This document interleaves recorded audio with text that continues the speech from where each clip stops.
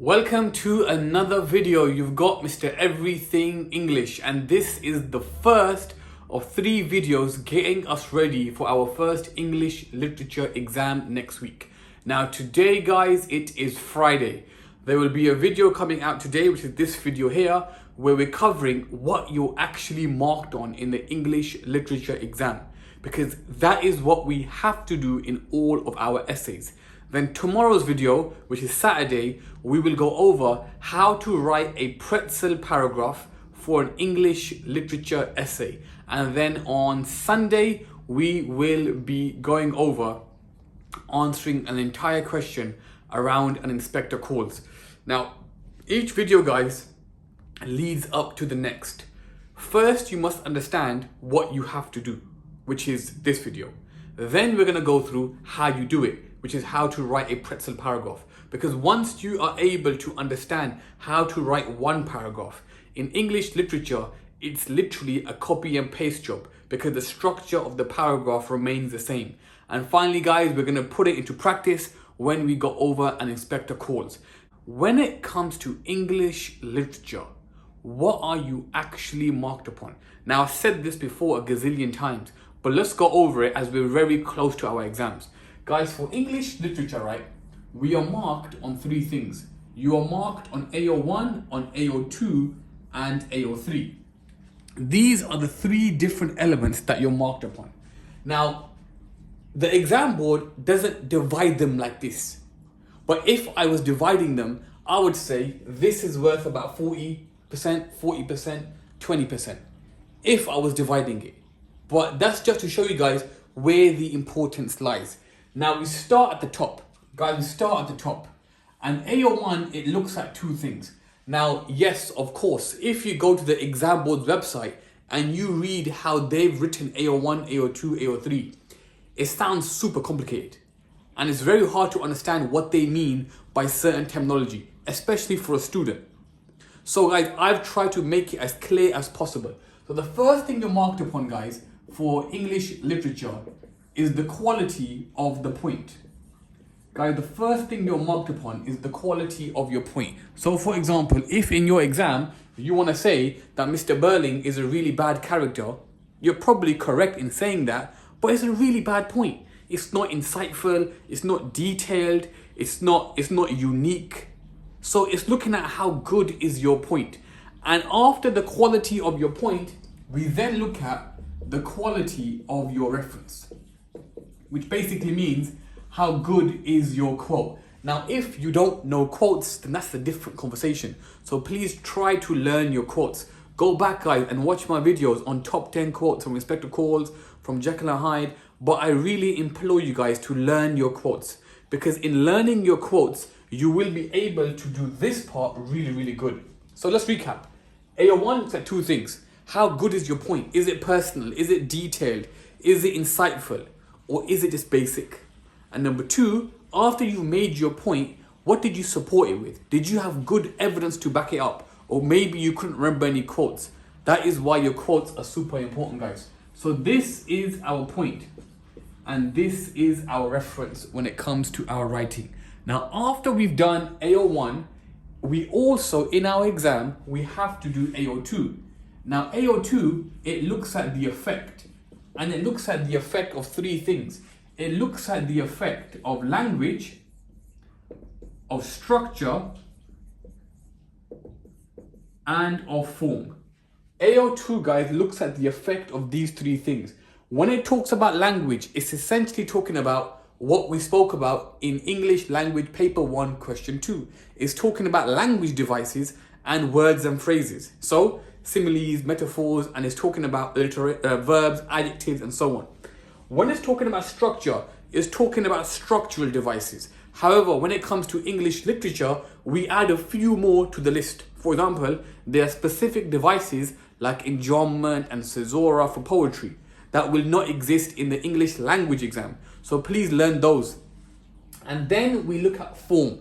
And this is a sticky one. This is a sticky one because a lot of students, they either avoid it or they don't talk about it. Now, what is form? Form, guys, is what are you reading? What is it that you're reading? So, for example, if we're talking about an inspector calls is a play. Now, what's the effect of the form of an inspector calls being a play? Affects the structure. Guys, the form affects the structure. Why is that? Because if we're looking at an inspector calls is a play. A play on stage is about 2.5 hours, like a movie. Therefore, the structure has to be fast because it's a 2-hour performance. It's a 2.5 hour performance. Therefore, the form dictates the structure. On the other hand, you have Jekyll and Hyde. Long detail, set over months and months and years. Because the form of that, the Gothic genre, allows for the structure to be slower. Therefore, guys, when you speak, these two normally come together. Now, what do you call all of this? You call these techniques. So first we give our point, then we give our reference, then we give our technique. You pick whatever you want to analyze inside of that quote. Now, every time you pick a technique, you have to explain the effect. Now, do you have to say, now I'll talk about this more in our video tomorrow, but do you have to say that you're explaining the effect on the reader? Guys, it's a given that when you're speaking about language structure form, it's a given that you're explaining the effect on the reader. You don't have to say it per se. Why is that? Because who else does a book affect? Does it affect aliens? Does it affect animals? Does it affect his pen? No, it affects the person reading it. So naturally, we know that when you're explaining the effect of the technique, you're naturally explaining the effect it has on the reader. You don't have to say specifically that it makes the reader blah, blah, blah. You can if you want to, if it makes you feel more comfortable, but you don't have to. Now, we give our point, we give our reference, we give our technique, and then we explain the effect. Now, before I move on to the last one, in the top band, so this is what we must do, but then there's bands, right? And some of the bands say, is your work clear? Is your work thoughtful? Is your work detailed? For us to hit the top, for us to get the mark for detail, what we want to do is we're going to do what we did for English language. We're going to zoom in. So we're going to go back to the reference and we're going to pick one of these again. So for example, if in my language technique, if I picked out a simile here, I may go back to my reference and I may zoom into a verb or a noun or an adjective, or I may zoom into a structural device. And every time I explain the effect of, every time I pick out a technique, I have to explain the effect. And as you can see, guys, we're building pretzel. As you can see, guys, step by step, we're building pretzel. Now, let's do the last one and then I'll say what I want to say. We then move on to, guys, AO3. And AO3 is context. And context is talking about relevant background information. I have to add in the word relevant background information. Please don't tell me how many wives J.B. Priestley had and how many kids he had. It's irrelevant. Tell me about patriarchy. Tell me about religion. Tell me about gender. Tell me about the hierarchy in society. Talk to me about the Titanic. Talk to me about World War. If you can, link it to Freud. Link it to Judith Butler. And if you don't know what some of these terms mean, jump on the live on Tuesday because I will go over them in much more detail in the live lesson. But for now, be conscious that in your paragraph, you have to refer to context. And if you ever get stuck, if you've been watching my videos for long enough, you know what I say. The context that you want to refer to, that is always there, is patriarchy. Patriarchy is the idea of a male-dominated society, dominating governance, dominating education, dominating media, dominating in every sense of the word. And that is what patriarchy is, and that can fit in every single text. Now, context, guys, context, we are only doing context once or twice in our essay. And when we do context, that context, guys, it goes right there. It goes between the after the first effect and between when you zoom in. But we are only doing it once or twice in our entire essay. And as always, guys, after you finish your essay, you link everything back to the top. So as you can see, guys, this is what you're marked upon. And on top of this, guys, there's essentially 3 boundaries. And those three boundaries read as follows. They say, is your work detailed? Is thoughtful? And is your work clear? Now there's more if you go lower, but we're not going to go that far down. And what they do, guys, is this. That's what you have to do. You don't have to do pretzel. You can do pita, you can do peel, you can do whatever you like. But whatever you choose has to tick off all of this. That is why I do pretzel, because pretzel, it ticks off all of this, and the Z and the E part allow you to hit that detail. Now there's one important thing, guys.